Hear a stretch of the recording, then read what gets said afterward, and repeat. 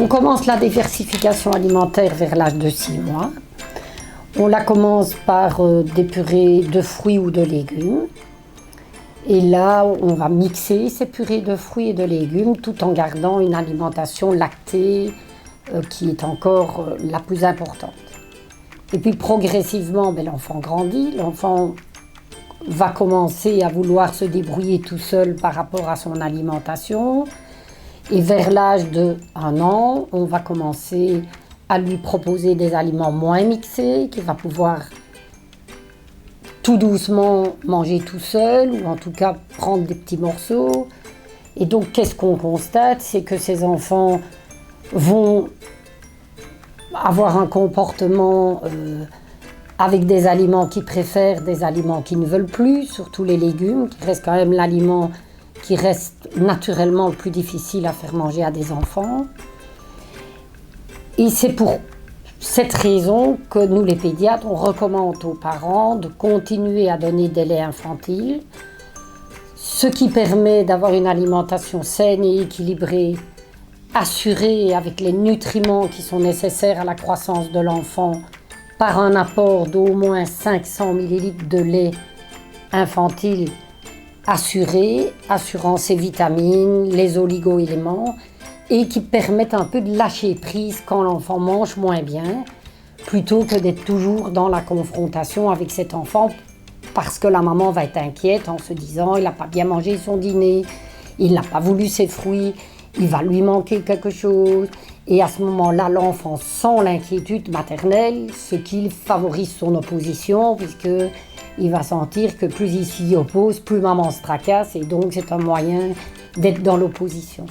Et donc, continuer à donner des laits infantiles et du lait de croissance, ça permet à assurer les besoins importants de l'enfant, tout en lâchant un peu prise par rapport à son comportement, par rapport à l'alimentation, et que manger reste quelque chose de convivial, reste quelque chose de familial, et reste quelque chose d'agréable et qui apporte du plaisir.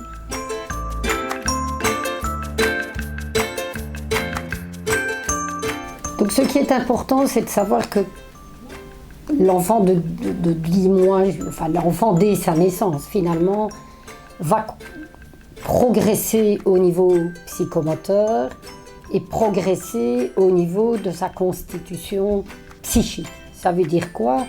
Ça veut dire qu'il va devenir un petit être humain en puissance, et ce petit être humain en puissance, il va pouvoir être équilibré grâce à 2 choses.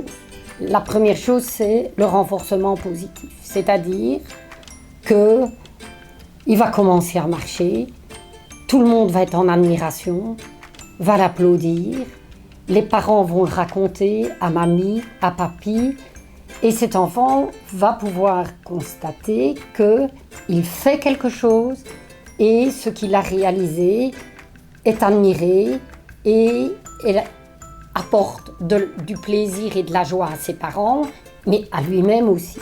Et donc, il va être renforcé pour continuer à progresser et pour continuer à apprendre et à faire. Mais quelque chose qui est terriblement important, c'est que l'enfant va aussi venir se confronter, sa petite personnalité, au fait que dans la vie, il y a des limites, qu'on ne peut pas tout faire, qu'on ne peut pas tout avoir. Et donc, ce qui va aussi être important pour lui, c'est de réaliser qu'il a un guide. Et les guides, ça va être son papa, ça va être sa maman principalement, qui vont pouvoir lui dire « Ah non, ça non, tu ne veux pas toucher aux prises de courant, non ». Et le non, il va rester.